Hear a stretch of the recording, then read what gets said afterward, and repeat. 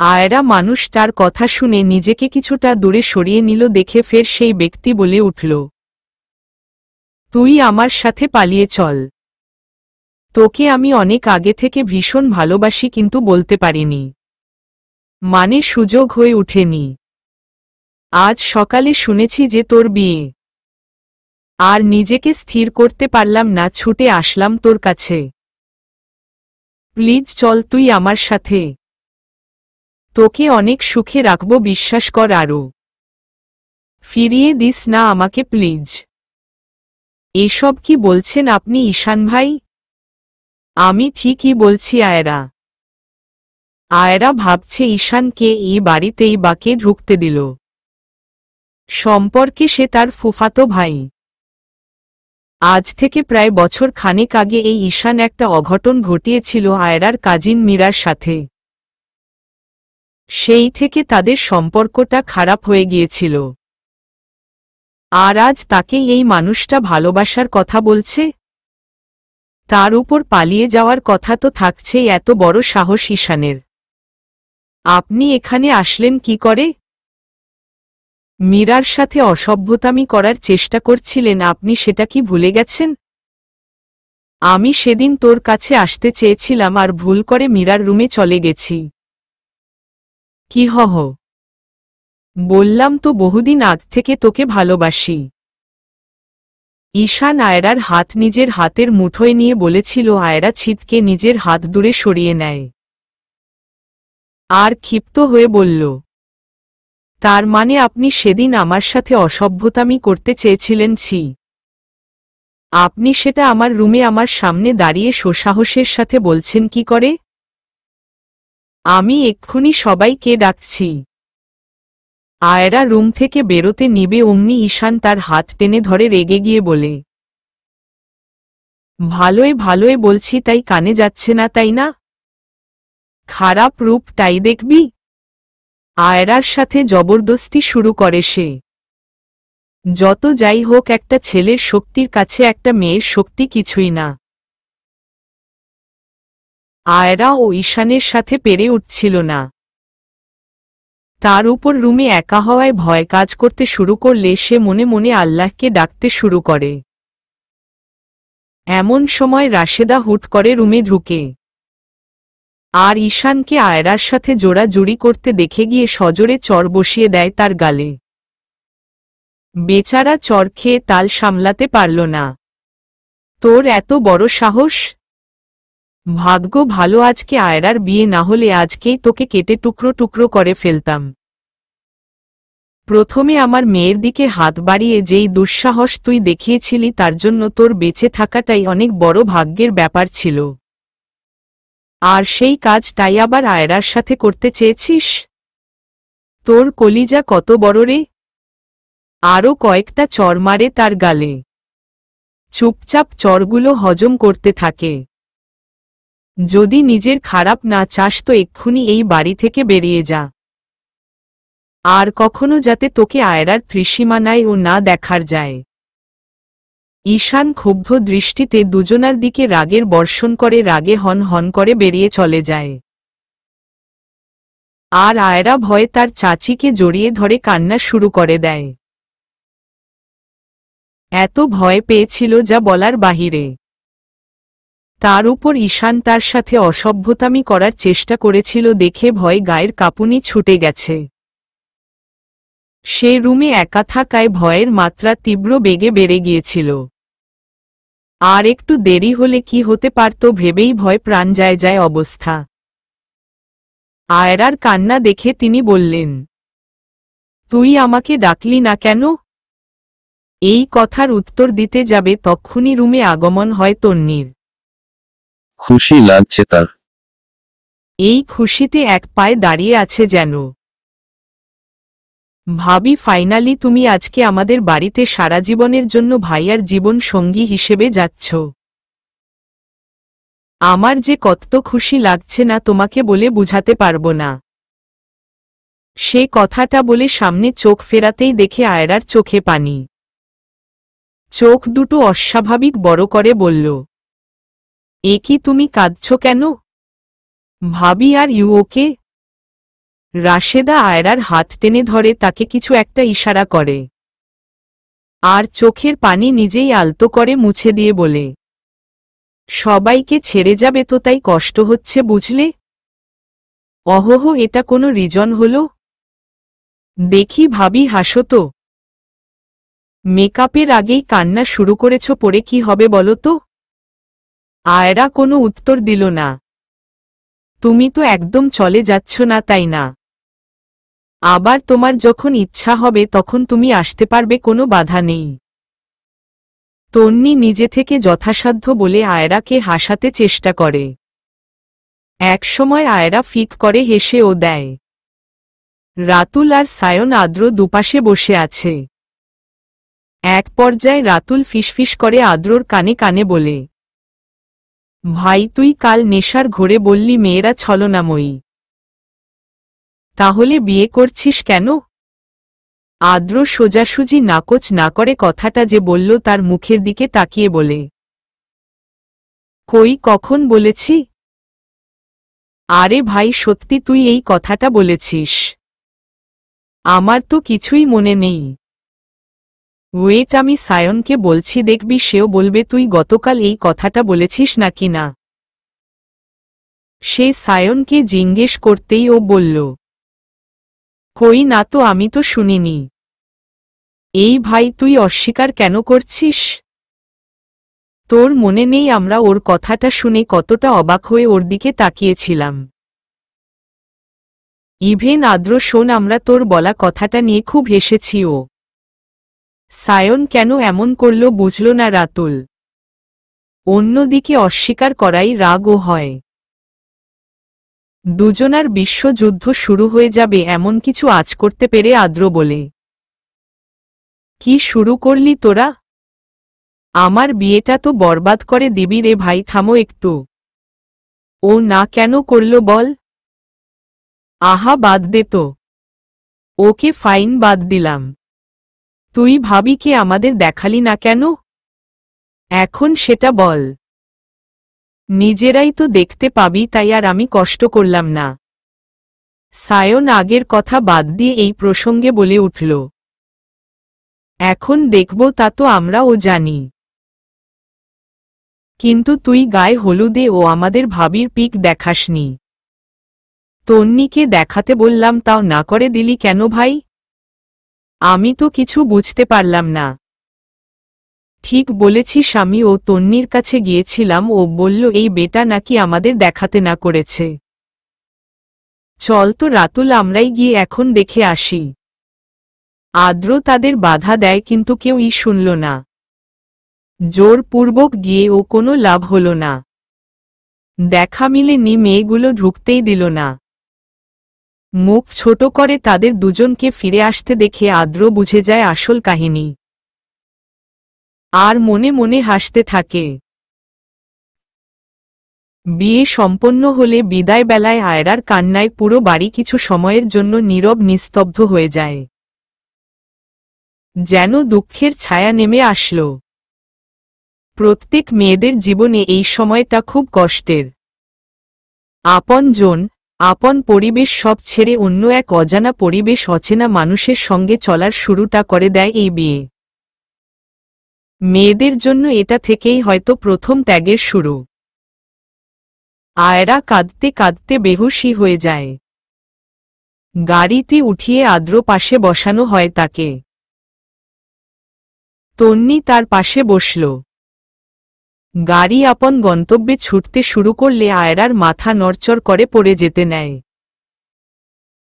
এটা দেখে তন্নি বলে, ভাইয়া নিজের বউকে সামলাতে পারছিস না? কেমন নিষ্ঠুর রে তুই। ভাবি পড়ে যাচ্ছে, উনাকে ধর।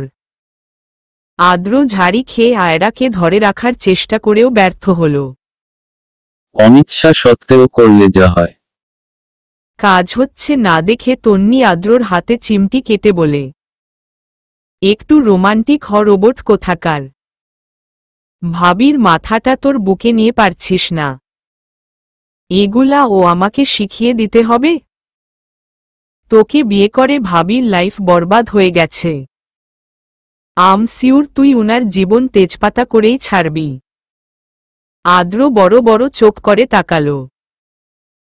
একটা কৃত্রিম আবরণ মেকআপ করার কারণে আয়রার চেহারায় একটু চেঞ্জ দেখাচ্ছে দেখে রাতুল আর সায়ন তাদের চেনা মুখটিকে ও এত কাছ থেকে দেখেও চিনতে পারল না। বাড়িতে পৌঁছানোর 1 ঘন্টা পর জ্ঞান ফিরে আয়রারা।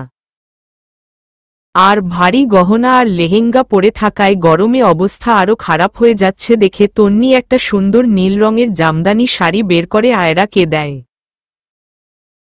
শাড়ি পরতে না পারা সত্ত্বেও সে ওয়াশরুমে ঢুকে যায়। আর শেষে খুব চেষ্টা করেও শাড়িটা পরতে সক্ষম হল না। আদ্র অন্য রুমে বসে ল্যাপটপে কি যেন করছিল, অমনি তার দুজন জানে জিগার বন্ধুর আগমন ঘটল। একজন এসেই আদ্রকে উদ্দেশ্য করে বলল, ভাই তুই জিতছিস। আদ্র আর চোখে তাকালো। ভাবি খুব সুন্দরী। রাতুল বলল, তুই ওর বউয়ের দিকে ও নজর দিসনি তো? মুখ সামলে কথা বল রাতুল। রেগে। হাহা আচ্ছা সরি, মজা করছিলাম। আদ্র চুপচাপ কাজ করে যাচ্ছে নিজের মতো, আর এই দুইটার বকবক করা বন্ধই হচ্ছে না। কিরে ভাই, মুখ এমন বাংলা পাঁচের মতো করে রেখেছিস কেন? সেই তখন থেকে খেয়াল করছি। কি ব্যাপার বলতো? আদ্র বলল, তোদের কথা শেষ হলে এখান থেকে বের হয়ে। বাপরে, যেন বাসর ঘর থেকে তাড়িয়ে দিচ্ছিস। বকবক করে আমার মাথা খারাপ করে দিস না, অফিসের একটা গুরুত্বপূর্ণ কাজ করছি, এখানে থেকে যা। তন্নি ও শাড়ি পরতে জানে না, তাই সুলতানাকে ডেকে নিয়ে আসে। উনি প্রথমে হাসেন, পরে সযত্নে শাড়িটা পরিয়ে দিয়ে চলে যান। আদ্র তাড়িয়ে দিচ্ছে দেখে দুজন বলল, যাই তোর বউয়ের কাছে নালিশ দিয়ে আসি। ঠিক বলেছিস তুই সায়ন। আই হোপ ভাবি আমাদের সাথে থাকবে। আদ্র দাঁতে দাঁত চেপে দুজনার দিকে তাকালে দুজনই ভেঙুচি কেটে বেরিয়ে আয়রার রুমে যায়। আর তন্নির ঢুকতে দিতে চাইল না, কিছুক্ষণ পর ঢুকতে দেয়। আর রুমে ঢুকেই আয়রাকে দেখে সায়ন আর রাতুল দুজনার চোখ যেন ছানাবড়া। একসাথে দুজনার একই প্রশ্ন, আয়রা এখানে কিন্তু কি করে? রাতুল আর সায়ন দুজন দুজনার মুখোমুখি দাঁড়িয়ে উত্তর মেলাতে ব্যস্ত হয়ে পড়েছিল। এটা দেখে তন্নি বলল, কি হয়েছে তোমাদের? ভাবিকে দেখতে এসে মনে হয় আশেপাশে কোথাও ভূত দেখলে। ভূত না, কিন্তু যা দেখছি তা কি সত্যি? অবকোর্স সত্যি হবে, কিন্তু জানার বিষয় এটা যে তোমরা দেখছোটা কি? সেটাই, যেটা দুচোখ দেখল। তারা দুজন আয়রার পাশে বসল। আয়রা ও তাদের দেখে হেলদোল কোনো রকম ব্যতিক্রম হল না। মূলত সে চিনতেই পারেনি। উল্টো তাদের দুজনার কথায় কি রিয়েক্ট করা উচিত তা ভেবেই কোনো কুলকিনারা পেল না। আয়রা কিছু বলল না। তাদের দুজনের মধ্য থেকে একজন বলে, আয়রা তুমি এখানে কি করে? আমার তো বিশ্বাসই হচ্ছে না যে তোমার বিয়ে আদ্রর সাথে হয়েছে। আয়রা আস্তে করে বলল, মানে ঠিক বুঝলাম না ভাইয়া। আমাদের ভুলে গেলে তুমি? রাতুল, সায়ন, জিসান, এই তিনজনকে চিনতে না তুমি? তন্নি তাদের কথার কোনো অর্থ বুঝে উঠতে পারল না, আর না তো বুঝল তাদের কথার আগা মাথা। খুব মনোযোগ সহকারে শুনল, তাতে ও কাজ হয়নি। এক মিনিট, তোমরা কি ভাবিকে আগে থেকে চিনো? হ্যাঁ চিনি। কিভাবে চেনো? আয়রা নামগুলো শুনে অবাক হয়ে তাদের দিকে তাকালো। ভাবতে থাকলো আজ 3 বছর আগে সে দেখেছিল এই মানুষগুলোকে, আর এখন প্রায় 2 বছর পর আবারও দেখা। মানুষের জীবনে এমন কিছু ঘটনা অনাকাঙ্ক্ষিতভাবে ঘটে যায় যা কখনো ভুলে যায় না। আর কিছু কিছু মানুষ ও স্মৃতিতে এমনভাবে গেঁথে যায় যে তাদের মুখগুলো ও সামনে দেখলেই অটোমেটিক চেনা যায়। কিন্তু আয়রা প্রথমে চিনতে না পারলে এখন চিনতে পেরেছে। এই কয়েক বছরে তাদের চেহারায় হালকা পরিবর্তন লক্ষ্য করাই যায়। এই জন্যই হয়তো চিনতে পারেনি ভেবে নিজেকে বুঝতে দিল আয়রা। তন্নি উত্তর না পেয়ে বলল, কি হলো, কেউ বলছো না যে? আয়রা তাদের বলতে না দিয়ে নিজেই বলল, আমি যেই ভার্সিটিতে পড়তাম তখন উনারা সেখানকার সিনিয়র ছিলেন, ওভাবেই চিনতাম। ঠিক বলেছ। আশ্চর্য, তাহলে তোমরা বিয়ের আগে ভাবির পিক দেখনি? তখন চিনতে পারলে না আর এখন চিনেছ? তোমারা বউ পাগলা ভাই আমাদের দেখতে দিলে তবে তো দেখব, তাই না? ও তো আমাদের দেখায়নি। কি কেন? এটা তো ওই ভালো জানে, জিজ্ঞেস করে আসছি, ওয়েট। রাতুল আর সায়ন আরও কিছুক্ষণ কথা বলে চলে যায়। তন্নি আয়রাকে বলল, ভাইয়া এমনটা করেছে তোমার মনে হয়? আমার মনে হচ্ছে উনারা আমার নিরহ ভাইটার নামে মিথ্যা কথা বলছে। মিথ্যা কেন বলবে? কি জানি, ধুর বাদ দাও। একটা কথা তো মিথ্যাই, আমার ভাই মোটেও বউ পাগলা না, ও তো একটা কি রোবট। রোবট একটা। কিভাবে? শোনো তাহলে। তন্নির বলা শেষ হলে দুজন বেশ হাসে। তবে আমি কনফিউজড যে এই রোবটটা তোমাকে ভালোবাসে। আচ্ছা তন্নি, এই দুজন তোমাদের সম্পর্কে কেউ হয়? মানে আমি বলতে চাইছি তোমাদের কোনো রিলেটিভ? কোনো দুজন? এই যে একটু আগে দুইটা ভাইয়া গেল। আরে এরা তো ভাইয়ার বন্ধু সেই ছোট্টবেলা থেকে। ও আচ্ছা।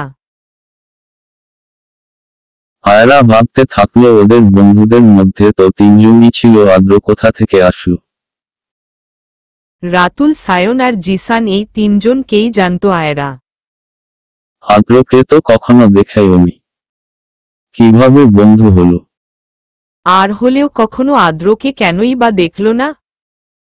সায়ন আর রাতুল গিয়েও আর আদ্রকে পেল না। বাসর রাত নিয়ে কোনো ফিলিংস নেই আদ্রর মাঝে। সবাইকে ফাঁকি দিয়ে সে ছাদে বসে আকাশ দেখতে ব্যস্ত থাকল। এই দুদিনে বিয়ে নিয়ে কোনো আনন্দ ছিল না তার মনে। যা ছিল প্রতিশোধ নেওয়া প্রচেষ্টা। এদিকে সুলতানা এসে আয়রাকে খাইয়ে দিয়ে চলে যায়। বাসর ঘরে তাকে নিয়ে এসে বসানো হয় রাত 12টায়। সে এখন অপেক্ষা করতে থাকে মিস্টার রোবটের আসার জন্য। তন্নির থেকে আদ্র কেমন তা জানার পর তার বিশ্বাস হয়ে গেছে এই লোকটার ভেতরে কোনো ফিলিংসই নেই। কাকে ভালোবেসেছিল আয়রা তা ভেবে নিজেই ডিপ্রেশনে চলে যায়। তাছাড়া ও বলেছিল তাকে ভালোবেসেই সেদিন রাতে গিয়েছিল, তাহলে রাতের কথাগুলো কি ছিল? এক পয়েন্টের সাথে অন্য পয়েন্টের কোনো মিল নেই। ঠিক এই জায়গায় এসেই মনে হচ্ছে কোনো তো গণ্ডগোল আছে, এটা নিয়ে নিশ্চিত আয়রা। তবে আজ ভাবল আদ্রকে সে জিজ্ঞেস করবে, নিজে আর ভয় পাবে না। কেননা সাহসী সে। আদ্র রুমে আসলো ঠিকই, তবে আয়রাকে কিছু বলল না। শুধু বিছানা থেকে বালিশ আর কাঁথাটা নিয়ে সোফায় চলে যায়। আর সেখানে গিয়ে চুপচাপ শুয়ে পড়ে। আয়রা ড্যাব ড্যাব চোখে তা শুধু দেখল। আদ্র কোনো কিছু না বলে ঘুমানোর চেষ্টায় মত্ত থাকল নিজের মতোই। কেটে গেল আরও কিছু মুহূর্ত। আয়রা উঠে গুটি গুটি পায়ে এগিয়ে আসলো আদ্রর দিকে।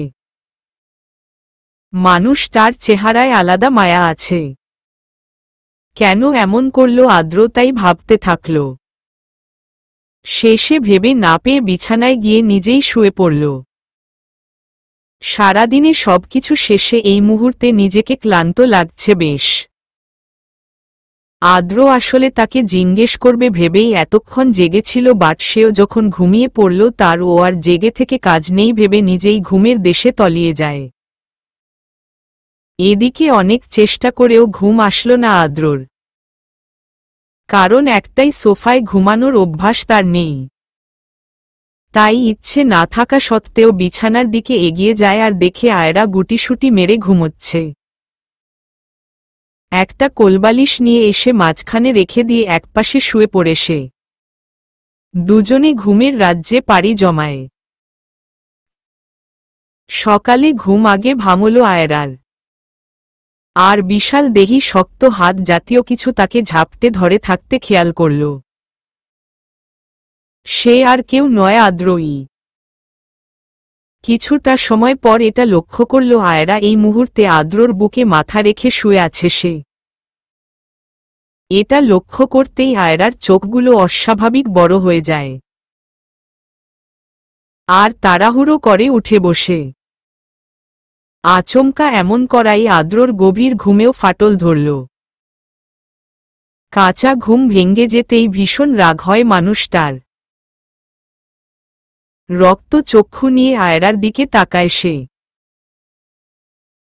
আয়রা নিজেকে সামলে নেয়, ক্ষিপ্ত চোখ জোড়ায় রাগের মিশ্রণ দেখতে পেয়ে বলে, ভাগ্যিস চোখ দিয়ে কাউকে খেয়ে ফেলা যায় না। তা না হলে কবে যে আমাকে মস্ত বড় হাতিটা এক নিঃশ্বাসে নিজেই গিলে ফেলত কে জানে। আয়রা ভেবেছিল তার কথা শুনে আদ্র রিয়েক্ট করবে আর তাকে রেগে গিয়ে কিছু বলবে, কিন্তু না, তেমন কিছুই হল না। আদ্র ভদ্র ছেলের মতো ওয়াশরুমে ঢুকে যায়। আয়রা নিজেই নিজেকে বলতে থাকল, এটা কি হলো? উনি কিছু বলল না কেন? কি চলে এই রোবটের মনে? আমাকে জানতেই হবে। থাক বাবা, আমার আর উঠে কাজ নেই, আমি বরং ঘুমাই। আয়রা আবার শুয়ে পড়ল আর ঘুম ভাঙল দরজায় কারো টোকা পোড়ায়। তন্নি এসে তাড়া দিয়ে বলে যায় তাকে ফ্রেশ হতে।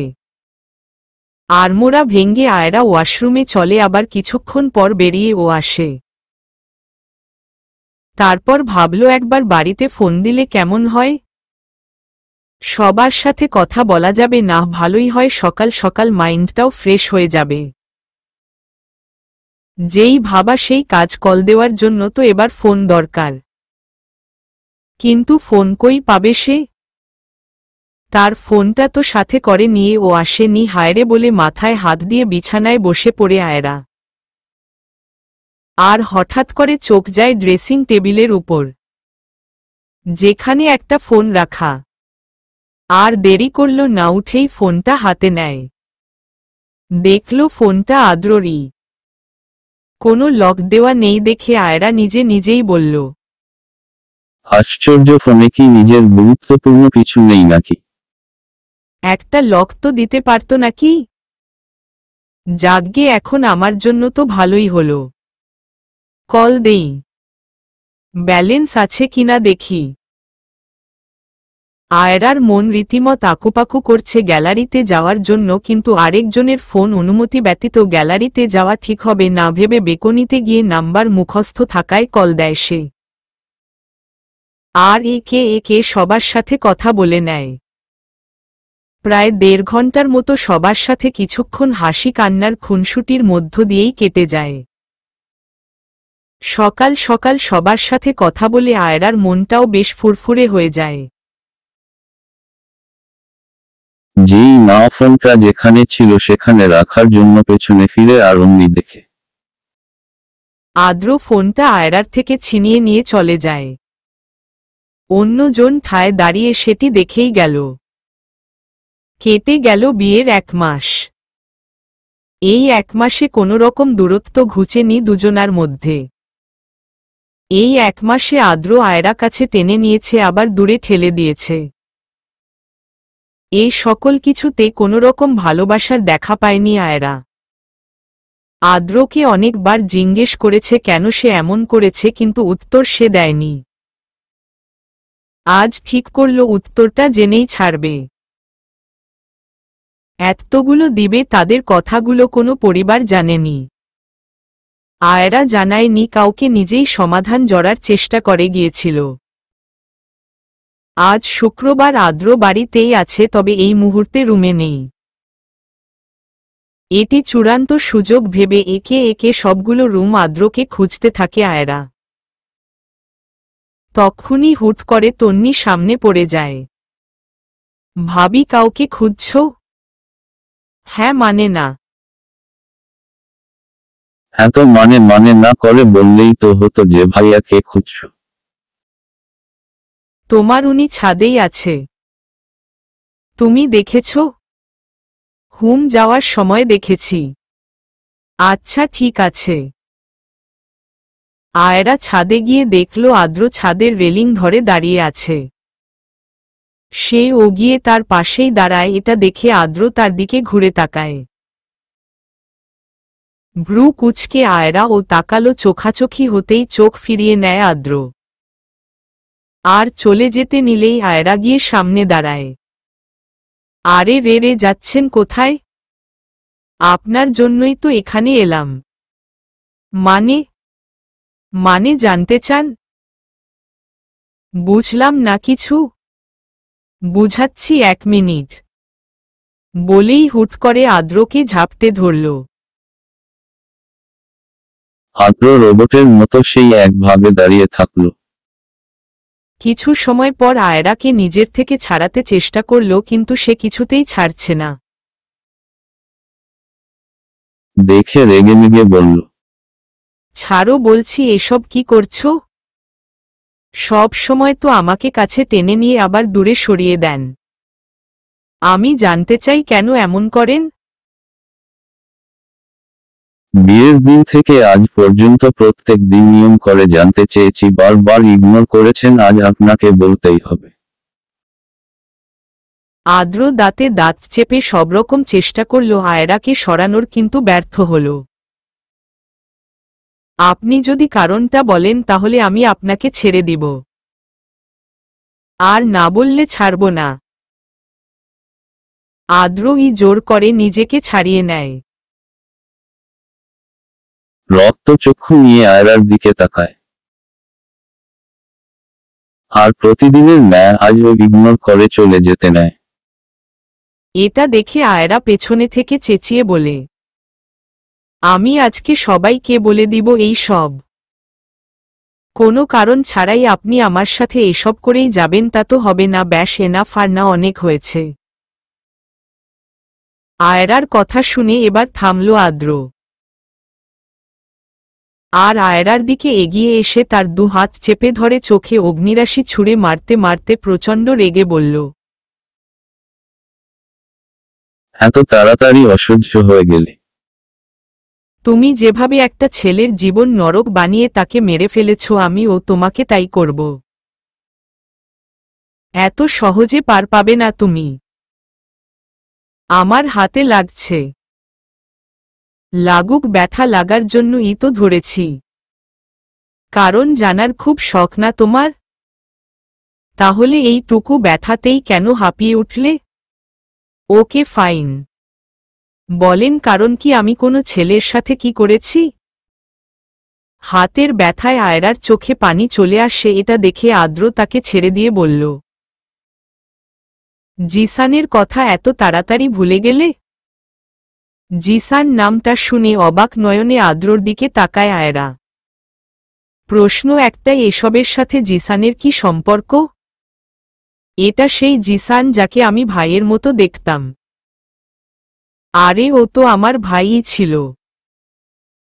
কলিজার টুকরা ছিলাম আমরা একে অপরের। আয়রা আদ্রর কথা শুনে ভাবতে থাকে, এসব কথা এখানে কেন আসলো?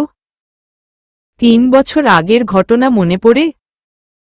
আমরা 4 জন বন্ধু ছিলাম। জিসান, আমি, রাতুল, সায়ন। আমি দেশের বাহিরে চলে যাই। কথা ছিল 1 বছর পর জিসানও যাবে। আমি চলে যাওয়ার কয়েক মাস পরই জিসান ভার্সিটির একটা মেয়ের প্রেমে পড়ে। খুব ভালোবেসে ও ফেলে। আমাকে বলতো, দোস্ত আমার ওই মেয়েকেই লাগবে। ওকে ছাড়া আমি বাঁচব না মনে হয়। জানো ওই মেয়ে কে ছিল? তুমি ছিলা তুমি। আয়রা কিছু বলতে যাবে আদ্র তাকে থামিয়ে দেয়। জিসান তোমাকে পাগলের মতো ভালোবাসতো আর তুমি কি করলে ওকে মেরে দিলে। আমি মেরেছি মানে? কি বলতে চান আপনি? তুমি জিসানের প্রপোজ একসেপ্ট করনি। বারবার অপমান করে তাড়িয়ে দিয়েছিলে।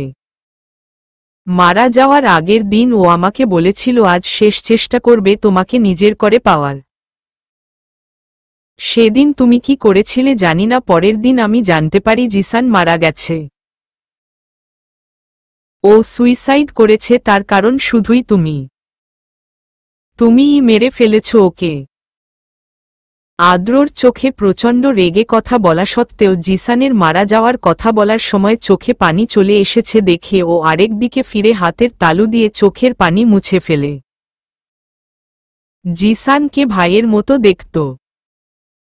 এক আত্মার সম্পর্ক যেন দুজনার মধ্যে বিদ্যমান। আদ্রর সব কথা বুঝতে একটু সময় লাগল আয়রার। ও তাচ্ছিল্যের হাসি হেসে বলল, তার মানে বন্ধুর মৃত্যুর প্রতিশোধ নিতে চাচ্ছিলেন আমার থেকে? আপনার বন্ধুকে আমি মারিনি। আপনি শুধু সেদিনের সূচনাটা শুনেছেন, পুরো ঘটনাটা না জেনেই আমার থেকে প্রতিশোধ নেওয়া শুরু করলেন। বাহ মিস্টার আদ্র বাহ। সত্যিই আপনি বাহবা পাওয়ার যোগ্য। একদম মিথ্যা কথা বলবে না। তোমাকে আমি কিছুতেই সুখে থাকতে দিব না। সবটা শুধু দেখে যাও। প্রথম দিন ও আমি তোমাকে কষ্ট দিতে চেয়েছিলাম, কিন্তু পরের দিন কাহিনী উল্টো হয়ে যায়। তোমার পরিবার থেকে আলাদা করতে চেয়েছিলাম কিন্তু পারিনি। এবার এমন কিছু করব যাতে তুমি ও তিলে তিলে কষ্ট পেয়ে ধুকে ধুকে মরতে বাধ্য হও। তোমার পরিবার কেউ সুখে থাকতে দিব না। ছারখার করে দিব সব। আদ্র রেগে চলে যায়। আয়রা নিচে বসে পড়ে কান্না করতে থাকে। 3 বছর আগের ঘটনাটা মনে পড়লে এখনো তার ভয় কাজ করে। তাদের দুজনার কথা আড়াল থেকে ঘাপটি মেরে শুনছিল তন্নি।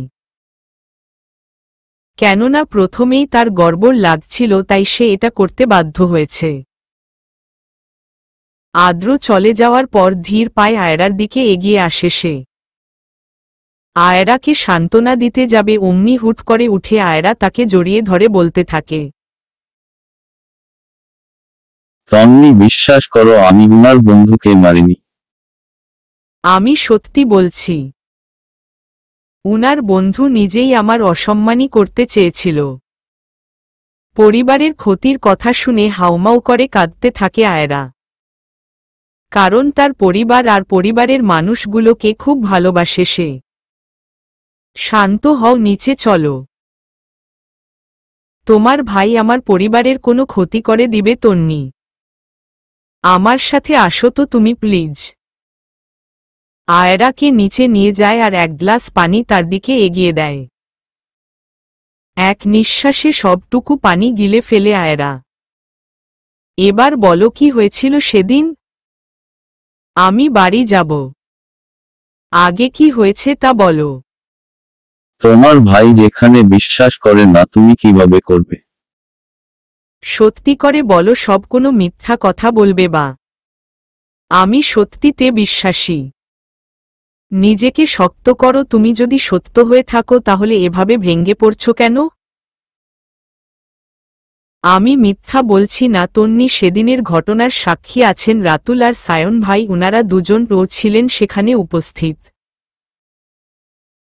তাহলে আগে তুমি আমাকে বলো তো সেদিন হয়েছিলটা কি? ঘটনা 3 বছর আগের।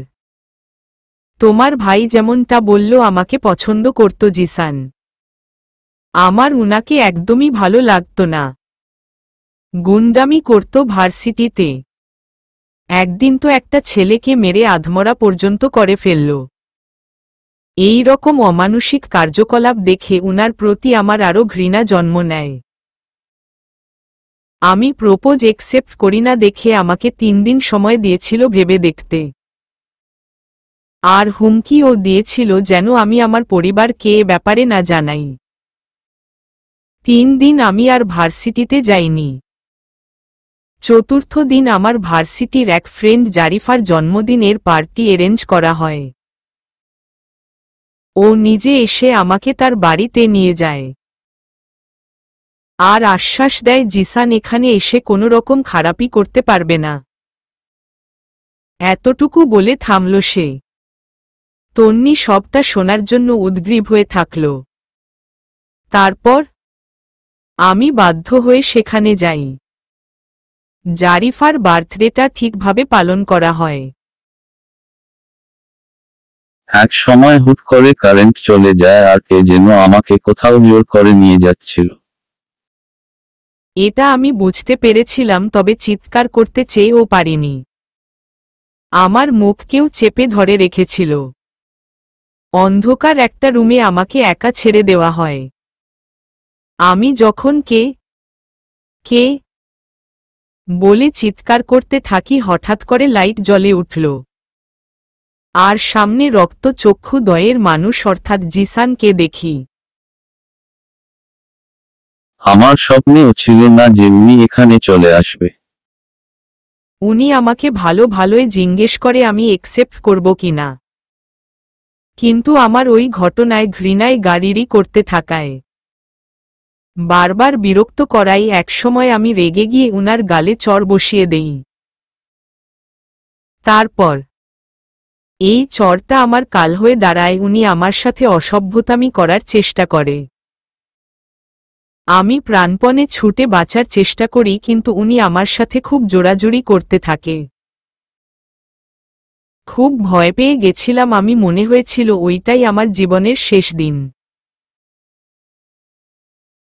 হুট করে দরজা কেউ খুলে দেয় আর আমাকে অসহায় ভাবে দেখে সবাই জিসানকে নানান কটূক্তি করতে থাকে। ভয় আমি একপাশে জড়সড় হয়ে বসে গলা ছেড়ে কাঁদছিলাম। জারিফা এসে আমার গায়ে ওড়না জড়িয়ে দেয়। আমি ওকে জড়িয়ে ধরে খুব কাঁদি। জিসানকে উনারা যেতে দেয় না। আমার বাবা মাকে ফোন করে জারিফার বাবা, উনারা সবটা শুনে ছুটে চলে আসেন। আর জিসানের বাবা মাকে ডেকে সেদিন খুব অপমান করেন। জিসানের বাবা জিসানকে সকলের সামনে মারে। জারিফা ভার্সিটির সব ঘটনা সবাইকে খুলে বলে, কেননা ও আমার সাথে ছিল বলে সবকিছু জানত। শেষে জিসান আর তার বাবা মা খুব অপমানিত হয়ে বাড়ি চলে যায়। আর তার পরের দিন আমি জানতে পারি জিসান সুইসাইড করেছে। তন্নি আয়রার সব কথা শুনে কিছুক্ষণের জন্য চুপ হয়ে যায়। আয়রার চোখের কোণে এখনো বিন্দু বিন্দু পানি ভিড় করে আছে। তার এই কান্নাই বলে দিচ্ছে এই ঘটনার প্রেক্ষাপট বর্ণনায় কোনো মিথ্যা নেই। তন্নি এটা ভেবেই শিউরে উঠল যে এই ঘটনার ভুক্তভোগী সে হলে কি হতে পারত। তন্নির থেকে কোনো উত্তর না পাওয়ার আয়রা স্থির থেকে চট করে উঠে দাঁড়ায়। আর বলে, তুমি আমার সাথে রাতুল আর সায়ন ভাইয়ার কাছে চলো, উনারা জানেন সত্যিটা। উনাদের কথা হয়তো তোমার ভাই বিশ্বাস করবে। তারা সেখানে উপস্থিত ছিল অথচ জিসান ভাইয়াকে আটকালো না। অদ্ভুত লাগলো না এই ব্যাপারটা তোমার কাছে? সেদিনের ওই ঘটনায় আমি অনেক দিন ব্যথিত ছিলাম। তার উপর জিসান হুট করে মারা যাওয়াটাও মানতে পারছিলাম না। একসময় আমি সিক হয়ে পড়ি। তারপর কয়েক মাস কেটে যায়। এভাবে করে আমি ঘটনাটা ভুলে যাই। অবশ্যই মনেও রাখতে চাইতাম না আমি। তন্নি ও সম্মতিতে মাথা নাড়াল। আয়রা এবার তাড়া দিয়ে বলে, প্লিজ তুমি আমার সাথে চলো। তোমার কাছে দুজনার নাম্বার আছে? ওয়েট, আমি আমার ফোনটা দিয়ে আসি। তাড়াতাড়ি করো, একটুও লেট করা যাবে না। হ্যাঁ, তাই করছি। তন্নি ফোনটা নিয়ে এসে প্রথমে রাতুলকে কল দেয় আর একটা জায়গায় আসতে বলে সায়নকে বলায় সে ও বলল আসছে। এত জরুরি তলবে দুজনেই ভাবল কি নাকি বিপদ হলো তাই আসছে জানিয়ে দেয়। তবে রাতুল আর সায়নের মধ্যে কেউই জানত না যে তারা দুজন দুজনার মুখোমুখি ও হয়ে যাচ্ছে, যা তারা একেবারেই চাইত না। কারণ কিছুদিন আগের একটা ঘটনা। ড্রিঙ্কস করার পর সায়ন পুরো মাতাল হয়ে যায় আর উল্টো পাল্টা কথা বলতে থাকে। সায়নের গার্লফ্রেন্ড তাকে ঠকানোর পর থেকে এই সব প্রেম আর মেয়ে দুটোর প্রতি ঘোর ঘৃণা জন্ম নেয় তার মনে। ফলস্বরূপ সে রাতুলের গার্লফ্রেন্ড রিয়াকেও মেনে নিতে পারছিল না। নিজে কোনো মেয়ের গা ঘেঁষে না বন্ধু কেউ মেয়েদের সাথে মিশতে দিবে না এমন একটা লক্ষ্য তার। অন্যদিকে অতীতে রাতুল তার বিপরীত ছিল। রাতুলের স্বভাব ছিল খারাপ। মেয়েদের সাথে টাইমপাস করে শেষে একটা ছেড়ে দিয়ে নতুন নতুন মেয়েকে পটাতো আর শেষে ছেড়ে দিত। এসব করতে করতেই তার জীবনে রিয়া আসে আর সে তাকে সত্যি ভালোবেসে ফেলে। এটাই সায়নের সহ্য হল না। ঠিকভাবে নিতে না পারায় সবসময় একটা চেষ্টা চালিয়ে যেত রিয়াকে রাতুলের জীবন থেকে সরানোর। আর আজ সে নেশার ঘোরে রিয়ার নামে বাজে কথাও বলতে থাকে। এই রাতুল তুই রিয়াকে সত্যিই ভালোবাসিস তাই না? অফকোর্স তাতে তোর কোনো সন্দেহ আছে? এত এত ভালো মেয়ে থাকতে শেষে কিনা তুই এমন একটা থার্ড ক্লাস গাইয়া মেয়ের প্রেমে পড়লেছি। মুখ সামলে কথা বল সায়ন। রিয়া যেমন ই হোক সেটা আমি বুঝব, তুই কে এসব বলার? কি হহ? আমি কে? আমি তোর বন্ধু না? হ্যাঁ, আমি তোর খারাপ ভালো দেখব না? না দেখিস না, দরকার নেই। তোর মতো বন্ধু আমার চাই না। ব্যাস রাতুলের এই কথাটা সায়নের ইগোতে খুব লাগে আর নেশার ঘোরেই বলতে থাকে, একটা লো মার্কা মেয়ের জন্য তুই আমার সাথে বন্ধুত্ব নষ্ট করলি? এই মেয়েগুলোই না আসলে এমনই। ছেলেদের জীবনে আসে বন্ধুদের সাথে সম্পর্ক শেষ করে দেয়। রিয়া ও তাই লোভী চিটার মেয়ে একটা। সায়ন, চুপ কর। রিয়া একটা। সায়ন আর কিছু বলার আগেই রাতুল সজোরে চড় বসিয়ে দেয় তার গালে। ঘটনাক্রমে দুজনই ভয়াবহ রেগে যায়। অলরেডি মারামারি পর্যন্ত লেগে যায়। লোকজন জড়ো হয়ে তাদের এই রক্তারক্তি কাজ থেকে বিচ্ছিন্ন করে দেয়। সায়ন যাওয়ার আগে রেগে আগুন হয়ে বলে যায়, তোকে আমি দেখে নিব। যেই মেয়ের জন্য আমার সাথে এমন করলি তাকে ও আমি ছেড়ে কথা বলবো না একদম। Just wait and watch. সেদিন থেকে দুজনার বন্ধুত্বের সম্পর্ক খারাপ হয়ে যায়। আদ্র অনেক চেষ্টা করেও তাদের এক করাতে পারেনি। একে অপরের চেহারা দেখতে পর্যন্ত নারাজ। আদ্রর ও বিশ্বাসটা আরও গাঢ় রূপ নেয় যে একটা মেয়ে ছেলেদের জীবনে কি পরিমাণ ইফেক্ট ফেলতে পারে। বন্ধুত্ব নষ্ট করে দিতে পারে মুহূর্তের মধ্যে, তার জলজ্যান্ত উদাহরণ এটিই। তন্নির কথায় আয়রায় হুঁশ ফিরে। ভাবি, এত কি ভাবছ? আসলে আমার খুব টেনশন হচ্ছে। আল্লাহ ভরসা কিছু হবে না। ভাইয়াকে আমি চিনি, ও এত খারাপও না যতটা তুমি ভাবছ। এই 1 মাসে চাইলে তোমার শারীরিক মানসিক টর্চার করতে পারত, তা তো করেনি। এইটুকু বিশ্বাস রাখো। কিন্তু আমি তোমাকে এই জন্যই হেল্প করছি যাতে ভাইয়া সত্যিটা জানতে পারে। ব্যাস কুল মাইন্ডে থাকো, আর যা হবে ভালোর জন্যই হবে, বিশ্বাস রাখো আল্লাহর উপর। আয়রা আর তন্নি গাড়িতে বসে সবটা রাস্তা কথাবার্তা বলেই চলে আসে রেস্টুরেন্টে। আর এসেই অপেক্ষা করতে থাকে রাতুল আর সায়নের আসার জন্য। প্রথমে রাতুল আসে, আয়রার ফেস দেখেই বুঝে যায় কোনো খারাপ কিছু নিশ্চয়ই হয়েছে। এত জরুরি তলব করলে কি ব্যাপার, কি হয়েছে ভাবি? তোমাকে দেখে বেশ টেনশনে আছো মনে হচ্ছে। ভাবি সব বলবে তোমাদের দুজনকে। তারপর তোমাদের একটা হেল্প করতে হবে ভাবিকে। আমাদের মানে আর কে? সায়ন ভাইয়া। সায়নের নাম শুনেই উঠে দাঁড়িয়ে যায় রাতুল আর ক্রুদ্ধ কণ্ঠে বলে, সায়ন এখানে আসলে আমি থাকব না। হয় ও থাকুক, না হয় আমি। এত রেগে কেন যাচ্ছেন ভাইয়া? তুমি জানো না আয়রা ও কত বড় হারামি। ওর সাথে আমার বন্ধুত্বের ইতি টেনে দিয়েছে। এখন ওর ছায়া ও আমি দেখতে চাই না। তোমাদের যা বলার হয় আমাকে বলো, না হয় সায়নকে। সায়ন রাতুল দুজনার মধ্যে রাতুলকে বেস্ট মনে হলে তন্নি সায়নকে ফোন দিয়ে না করে দেয়।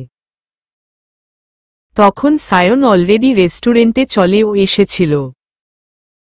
সে ভেতরেই ছিল আর তক্ষুনি রাতুলের বলা সব কথা শুনে নিজেও রেগে যায়। তন্নি বা আয়রা কেউই তাকে দেখেনি। কলটা সে সাইডে গিয়ে রিসিভ করে আর কথা বলে নেয়। তন্নির সাথে হ্যাঁতে হ্যাঁ মিলিয়ে বলে দেয় সে আর আসছে না। কলটা কেটে দেত তন্নি আর ফিরে এসে বলে, না সায়ন ভাইয়াকে ম্যানেজ করে ফেলেছি, এবার তো হলো নাকি? এখন তোমাদের ঘটনাটা বলো। আসলে ভাইয়া আমি সব বুঝতে পারছি। আয়রার কথায় আদ্র ভ্রু কুঁচকে বলে, কোনো সব? আপনার মনে আছে বলেছিলেন আদ্র বিয়ের আগে আপনাদেরকে আমার পিক দেখায়নি। ও হ্যাঁ মনে আছে। ওকে তো এই ব্যাপারে জিজ্ঞেস করব বলেও পড়ে আর জিজ্ঞেস করা হয়ে ওঠেনি। কিন্তু 1 মাস পরে এসে এই কথা কেন? তন্নি বলল, এটা জন্যই যে একটা মিস্টেক হয়ে গেছে। কেমন সেটা? ভাইয়া 3 বছর আগে জিসান মারা যাওয়ার আগের দিন আমার সাথে কি হয়েছিল আপনার নিশ্চয়ই মনে আছে? রাতুল একটু চমকালো। অন্যদিকে তাদের কথা আড়ি পেতে ঠিকই খুব মনোযোগ দিয়ে শুনছে সায়ন। হ্যাঁ মনে আছে। আসলে ভাবি জিসান এখানে গিয়ে সেদিন এই অঘটন ঘটাবে আমরা ভাবতেও পারিনি। ও আমাদেরকে পুরোপুরি মিথ্যা বলে জারিফার বার্থডেতে নিয়ে যায়। আর সেখানে গিয়েই ওছি। আমার নিজের কাছেই লজ্জা লাগছে ওই ব্যাপারটার জন্য। আমার বন্ধু হয়ে ও এমন একটা কাণ্ড করবে কল্পনাও করতে পারিনি। তার মানে তোমরা দুজন জিসান ভাইয়া কি জন্য এখানে গিয়েছিলে জানতে না, রাইট? হ্যাঁ তন্নি ঠিক বলেছ। কিন্তু ভাইয়া তার পরের দিন জিসান কিভাবে মারা গেল সেটা বলতে পারবো না। তবে এর বাবা মা অপমানিত হওয়ায় আর জিসানের ভার্সিটিতে গুন্ডামির কথা শুনে উনারা জিসানের উপর খুব রেগে যায় আর খুব খারাপ আচরণ করে। এটা জিসান হয়তো নিতে পারেনি আর সুইসাইড করে বসে। কিন্তু এগুলা এত বছর পর কেন আসছে?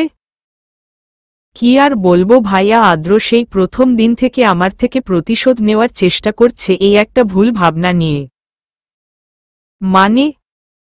ভাবি ঠিক বলেছে। ভাইয়া ভাবছে যে ভাবিই জিসান ভাইয়াকে মেরেছে। জিসান ভাইয়ের মৃত্যুর দায় ভাবিকে করে আমার ভাই এখন উনার থেকে প্রতিশোধ নিচ্ছে। সেদিন ভাইয়া রাতে ভাবির বাসায় যায়। ভাবিকে পরিবার থেকে বিচ্ছিন্ন করে ভাবির মনে কষ্ট দিতে চেয়েছিল। আমি সব নিজের কানে শুনেছি। অথচ ভাইয়া আমাদের সবাইকে মিথ্যা বলল। রাতুল খুব অবাক হয়।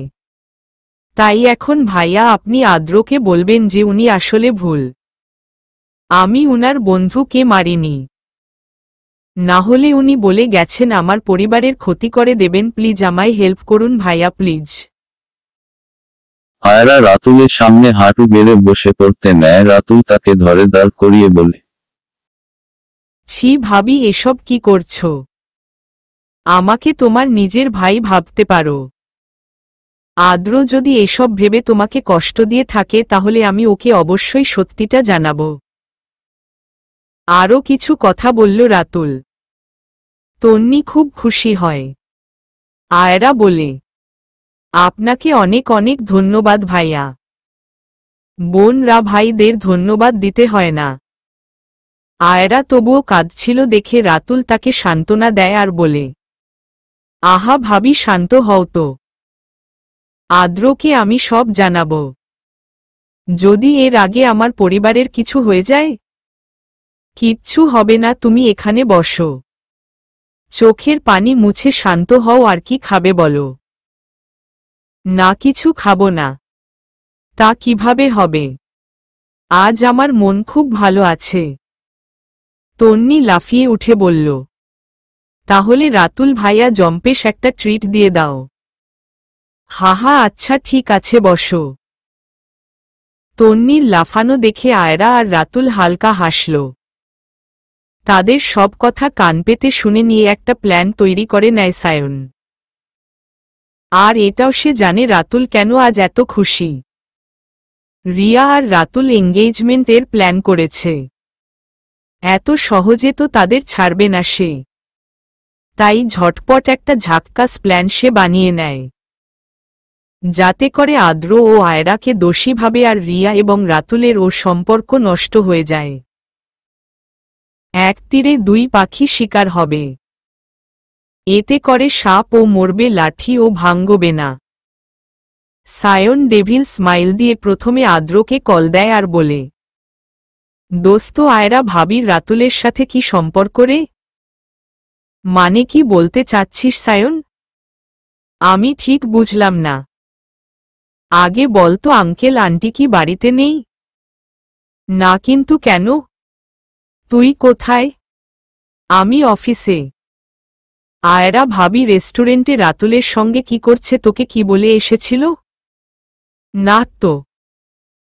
রেস্টুরেন্টে এসে নিজের চোখে দেখে যা তোর বউ রাতুলের সঙ্গে কি করছে এসব। ছি ভাই, আমি আর কিছু বলতে পারছি না।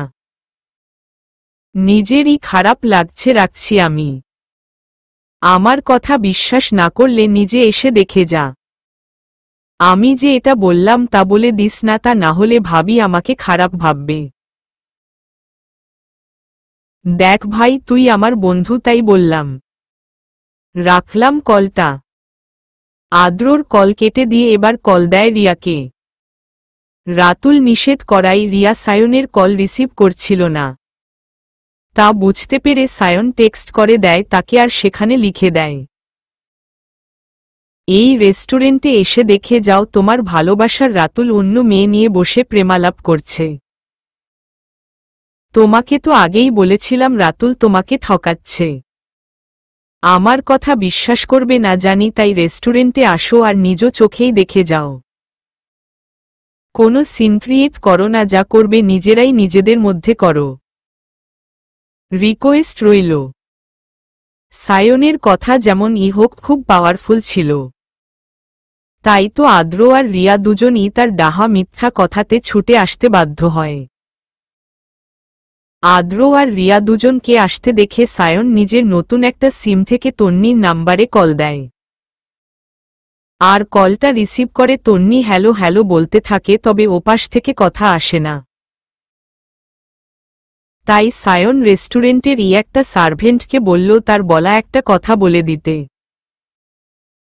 টাকার লোভে সার্ভেন্ট তাই বলল, ম্যাম ওপাশে নেটওয়ার্ক পাওয়া যাবে। কে কল দিয়েছে তন্নি? আয়রার সহজ সরল প্রশ্ন। আসলে ভাবি দেখো না, কথা আসছে না। তাহলে নেটওয়ার্ক পাওয়া যায় ওই জায়গায় যাও, দেখো কে কল দিল। আচ্ছা ঠিক আছে। তন্নি চলে যায়। আদ্র আর রিয়াকে সায়ন এটাও বলে দিয়েছিল তারা যাতে রেস্টুরেন্টে কোনো সিন ক্রিয়েট না করে। এতে কাহিনীটা খারাপ দেখাবে। এবার তারা কি করে তাদের উপর। তন্নি চলে যেতেই রাতুলের বলা একটা কথায় আয়রা হাসতে থাকে, সঙ্গে রাতুলও। দুজনই হাসছে। যেন গার্লফ্রেন্ড বয়ফ্রেন্ড বসে প্রেম করছে। আদ্র আর রিয়া দুজনই তাই দেখল। আর সায়নের বলা বানোয়াট কথার সূত্রপাত ধরে দুজনই সেটাই বুঝে আর ভীষণ রেগে যায়। সায়ন তার প্ল্যানে সাকসেসফুল হওয়ায় দারুণ খুশি হয়। হঠাৎ করে সায়ন দেখল রিয়া চলবে